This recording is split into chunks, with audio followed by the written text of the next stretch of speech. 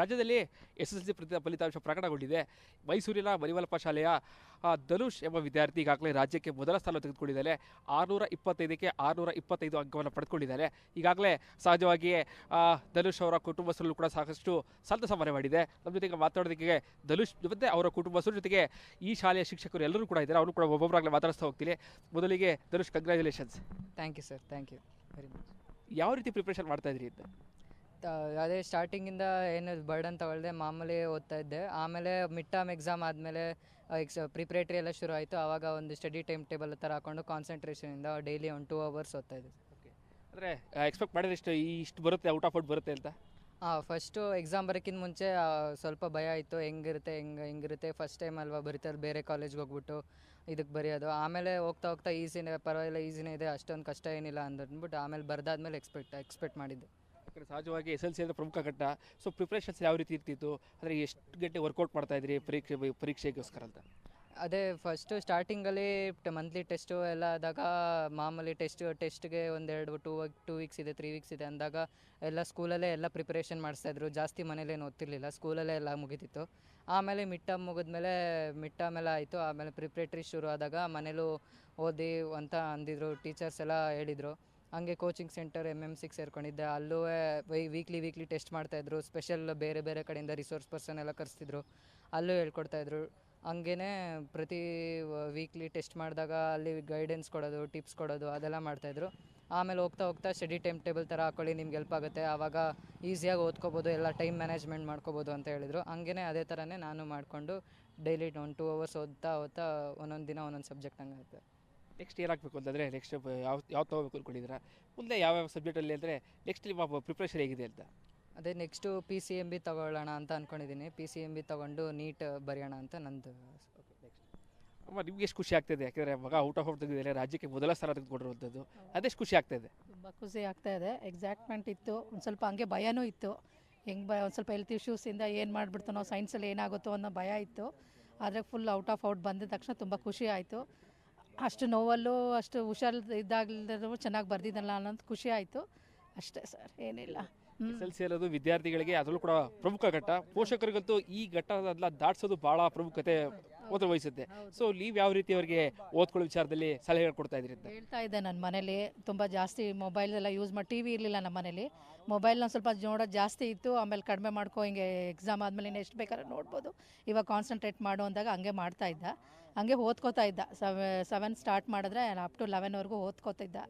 ಅಷ್ಟೇ, ಚೆನ್ನಾಗೆಲ್ಲ ಓದಿ ತುಂಬ ಟೀಚರ್ಸ್ ಎಲ್ಲ ಸಪೋರ್ಟ್ ಮಾಡಿದ್ರು ಸ್ಕೂಲಲ್ಲಿ, ಮತ್ತು ಟ್ಯೂಷನ್ ಎಲ್ಲ ಸಪೋರ್ಟ್ ಮಾಡಿದ್ದಕ್ಕೆ ಚೆನ್ನಾಗಿ ನಂಬರ್ ಬಂತು. ಖುಷಿ ಆಯಿತು ಎಲ್ಲರಿಗೂ. ರಾಜ್ಯಕ್ಕೆ ಮೊದಲ ಸ್ಥಾನ ತೆಗೆದುಕೊಂಡಿದ್ದಾರೆ, ಅದೆಷ್ಟು ಖುಷಿ ಆಗ್ತಿದೆ ಅಂತ? ತುಂಬಾ ಖುಷಿ ಆಯಿತು. ಇಷ್ಟು ಬರುತ್ತೆ, ಏನೋ ಮೋಸ್ಟ್ಲಿ 620 ಹಂಗೆ ಬರ್ಬೋದು ಅಂತ ಅಂದ್ಕೊಂಡಿದ್ವಿ. ಈಗ ಫಸ್ಟ್ ರ್ಯಾಂಕ್ ಬಂದ್ರಿಂದ ತುಂಬಾ ಖುಷಿ ಆಯಿತು. ಅವ್ರ ಅಕ್ಕಂದು ಒಂದು ಸ್ವಲ್ಪ ಮಿಸ್ ಆಗಿತ್ತು, 623 ಬಂದ್ಬಿಟ್ಟಿದ್ಲು ಅವ್ರ ಅಕ್ಕ.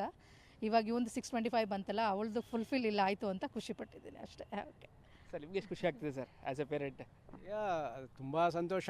ಏಕೆಂದರೆ ಇದೊಂದು 623 ಬಂದರು, 624 ಬಂದ್ರೂ ಸಹ ಇನ್ನೂ ಇದೆ ಅಚೀವ್ ಮಾಡಲಿಕ್ಕೆ, ಅದನ್ನು ಮುಟ್ಟಕ್ಕಾಗಲಿಲ್ಲಲ್ಲ ಅನ್ನೋದೊಂದು ಬರ್ತಾಯಿತ್ತು. ಮತ್ತು ಆವಾಗ ಪ್ರಶ್ನೆಗಳು ಹುಟ್ಟುತ್ತಾಯಿತ್ತು, ಎಲ್ಲಿ ಮಿಸ್ ಆಗಿದೆ ಯಾಕೆ ಅಂತ ಅನ್ನೋದು. ಬಟ್ ಈಗ ಪ್ರಶ್ನೆಗಳು ಹುಟ್ಟೋದಕ್ಕೂ ಸಾಧ್ಯ ಇಲ್ಲ. ಜೊತೆಗೆ ಅದ್ರ ಮೇಲೆ ಏನಿಲ್ಲ, 625 ಮೇಲೆ ಅದನ್ನು ಅಚೀವ್ ಮಾಡಲಿಕ್ಕೆ ಯಾರ್ಯಾರು ಕಾರಣಕರ್ತರಾಗಿದ್ದಾರೆ ಅವ್ರದ್ದು ಶ್ರಮ ನಾನು ಯೋಚನೆ ಮಾಡಬೇಕು. ಅವ್ರಿಗೆಲ್ಲ ಕೃತಜ್ಞತೆ ಈ ಮೂಲಕ ಹೇಳೋಕ್ಕೆ ಇಷ್ಟಪಡ್ತೀನಿ. ಜೊತೆಗೆ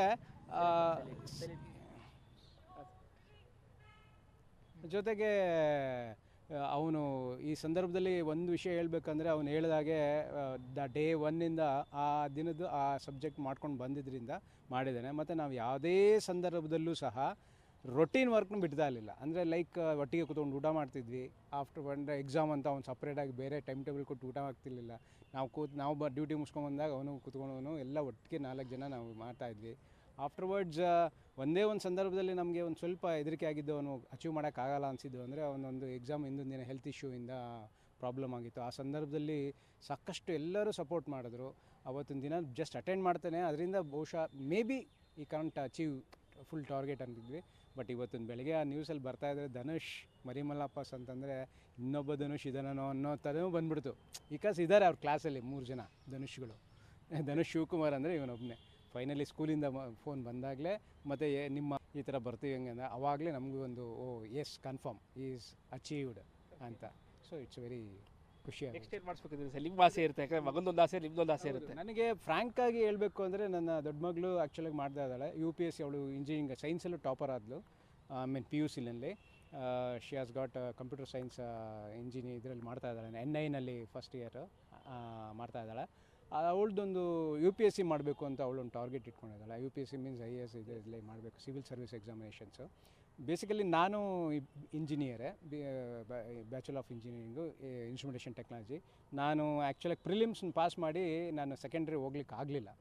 ನನ್ನ ಮಗಳು ಅದು ಫುಲ್ಫಿಲ್ ಮಾಡ್ತಾಳೆ ಅಂತ. ಅವಳು ಇಂಜಿನಿಯರ್ ಆಗಿರೋದ್ರಿಂದ, ನಾನು ಇಂಜಿನಿಯರ್ ಆಗಿರೋದ್ರಿಂದ I wanted to him NEET ಮಾಡಿಕೊಂಡು ಮೆಡಿಕಲ್ ಹೋಗೋಕ್ಕೆ ಸಾಧ್ಯ ಆದರೆ ಹೋಗಲಿ ಅಂತ. ತಂದೆ ಆಸೆ ಪೂರೈಸಲಿ ಅಂತ ಸರ್. ಪೂರೈಸಲಿ ಅನ್ನೋದಿಲ್ಲ, ಅವ್ರ ವಿಶ್ ಫಸ್ಟು, ಸೆಕೆಂಡ್ ನಮ್ಮದು ಅಷ್ಟೇ. ಸರ್, ಶಿಕ್ಷಕರ ಪಾತ್ರ ಭಾಳ ಪ್ರಾಮುಖ್ಯತೆ ಪಡ್ಕೊಳ್ತೀವಿ ಸರ್. ಯಾಕೆಂದರೆ ಮಕ್ಕಳು ಓದೋ ಸಂದರ್ಭದಲ್ಲೂ ಕೂಡ ಒಂದಷ್ಟು ಬೇರೆ ಬೇರೆ ಕಡೆ ಕಾನ್ಸಂಟ್ರೇಷನ್ ಹೋಗ್ತಾ ಇರುತ್ತೆ. ಅವೆಲ್ಲವನ್ನೂ ಬದಿಗಿಟ್ಟು ಓದೋ ಕಡೆ ಕಾನ್ಸಂಟ್ರೇಟ್ ಮಾಡಬೇಕಾಗುತ್ತೆ. ನಿಮ್ಮ ಪಾತ್ರ ಭಾಳ ಮುಖ್ಯ ಸರ್. ಸೊ ಹೇಗಿತ್ತು ಸರ್ ಧನುಷ್ ಅವರು, ಯಾವ ರೀತಿ ಇದ್ರ ಕ್ಲಾಸಲ್ಲೆಲ್ಲ? ಧನುಷು ಒಳ್ಳೆ ಹುಡುಗ. 8ನೇ ಕ್ಲಾಸಿಂದ ಹಿಡಿದು ಅವನು 10ನೇ ತರಗತಿ ಓದೋ ಗಂಟೆ ಏನೂ ತೊಂದರೆ ಕೊಡಲಿಲ್ಲ. ಆಮೇಲೆ ಬರೀ ಅವನೇನು ಓದೋ ವಿಷಯ ಅಂತಲ್ಲ, ಸ್ಪೋರ್ಟ್ಸಲ್ಲಿದ್ದ, basketball player, school team basketball player, ಮತ್ತು ಕಲ್ಚರ್ ಆ್ಯಕ್ಟಿವಿಟೀಸು.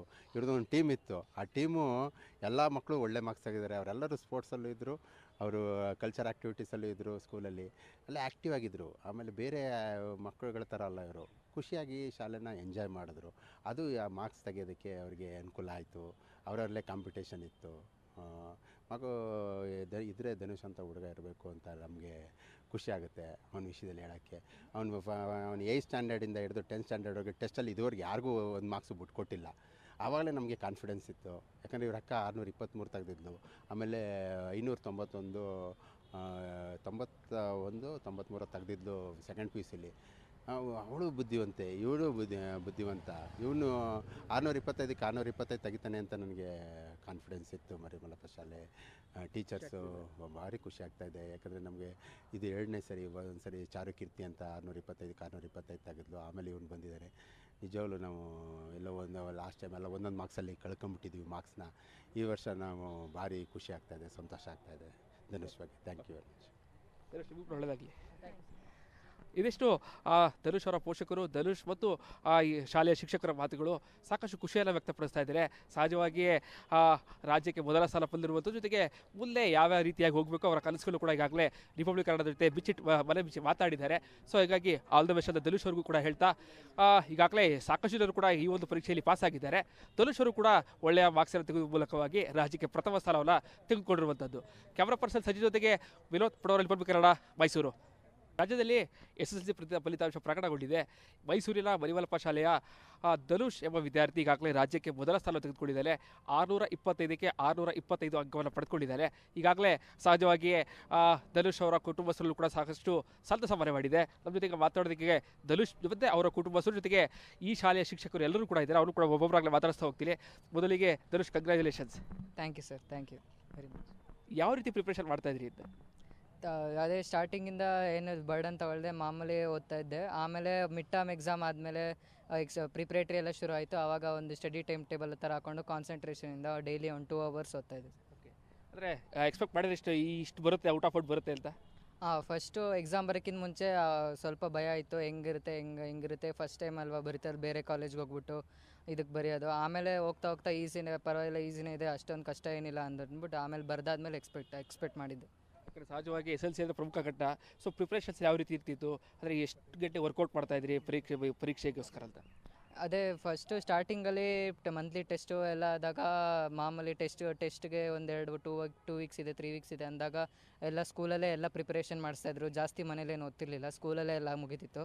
ಆಮೇಲೆ ಮಿಡ್ ಟರ್ಮ್ ಎಲ್ಲ ಆಯಿತು. ಆಮೇಲೆ ಪ್ರಿಪ್ರೇಟ್ರಿ ಶುರು ಆದಾಗ ಮನೇಲೂ ಓದಿ ಅಂತ ಅಂದಿದ್ರು, ಟೀಚರ್ಸ್ ಎಲ್ಲ ಹೇಳಿದರು.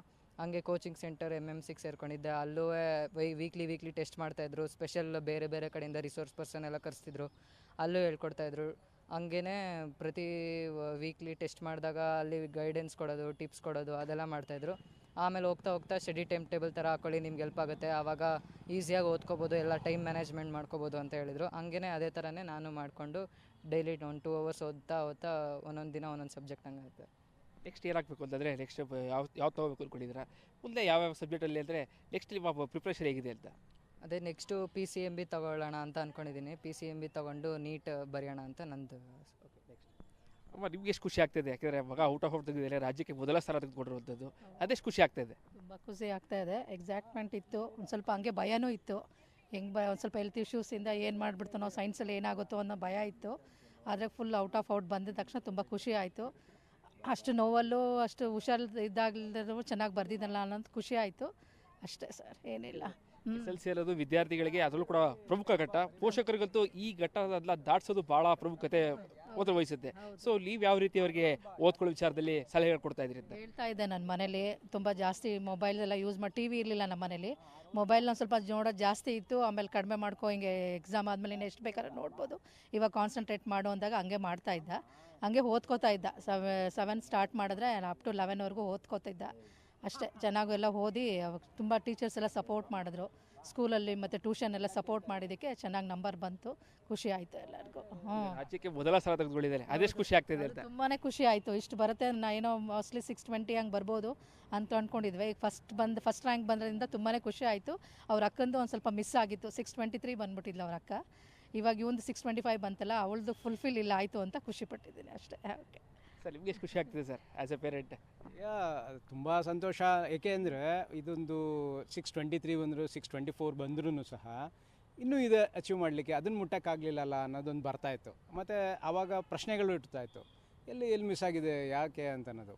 ಬಟ್ ಈಗ ಪ್ರಶ್ನೆಗಳು ಹುಟ್ಟೋದಕ್ಕೂ ಸಾಧ್ಯ ಇಲ್ಲ. ಜೊತೆಗೆ ಅದ್ರ ಮೇಲೆ ಏನಿಲ್ಲ, 625 ಮೇಲೆ ಅದನ್ನು ಅಚೀವ್ ಮಾಡಲಿಕ್ಕೆ ಯಾರ್ಯಾರು ಕಾರಣಕರ್ತರಾಗಿದ್ದಾರೆ ಅವ್ರದ್ದು ಶ್ರಮ ನಾನು ಯೋಚನೆ ಮಾಡಬೇಕು. ಅವ್ರಿಗೆಲ್ಲ ಕೃತಜ್ಞತೆ ಈ ಮೂಲಕ ಹೇಳೋಕ್ಕೆ ಇಷ್ಟಪಡ್ತೀನಿ. ಜೊತೆಗೆ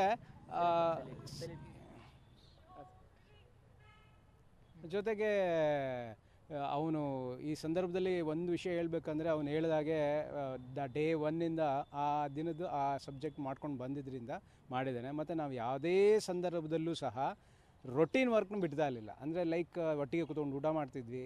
ಆಫ್ಟರ್ ಬಂದರೆ ಎಕ್ಸಾಮ್ ಅಂತ ಅವ್ನು ಸಪ್ರೇಟಾಗಿ ಬೇರೆ ಟೈಮ್ ಟೇಬಲ್ ಕೊಟ್ಟು ಊಟ ಆಗ್ತಿರ್ಲಿಲ್ಲ. ನಾವು ಡ್ಯೂಟಿ ಮುಗಿಸ್ಕೊಂಡ್ಬಂದಾಗ ಅವನು ಕೂತ್ಕೊಂಡವನು ಎಲ್ಲ ಒಟ್ಟಿಗೆ 4 ಜನ ನಾವು ಮಾಡ್ತಾಯಿದ್ವಿ.